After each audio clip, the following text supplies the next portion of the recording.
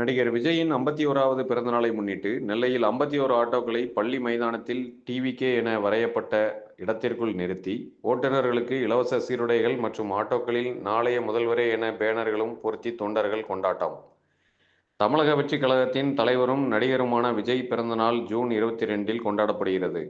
இந்த நிலையில் தமிழக வெற்றிக் கழகத்தின் நெல்லை வடக்கு மாவட்ட தொண்டரணி நிர்வாகிகள் சார்பாக விஜயின் 51வது பிறந்த நாளை கொண்டாடும் விதமாக பாளையங்கோட்டை பெல் மைதானத்தில் டிவிகே என கட்சி பெயரை ஆங்கிலத்தில் வரையப்பட்டு அந்த பெயருக்குள் 51 ஆட்டோக்களை அந்த வடிவத்திற்குள் நிறுத்தி வைத்து ஓட்டுநர்களுக்கு இலவச காக்கி சீருடைகள் வழங்கினர்.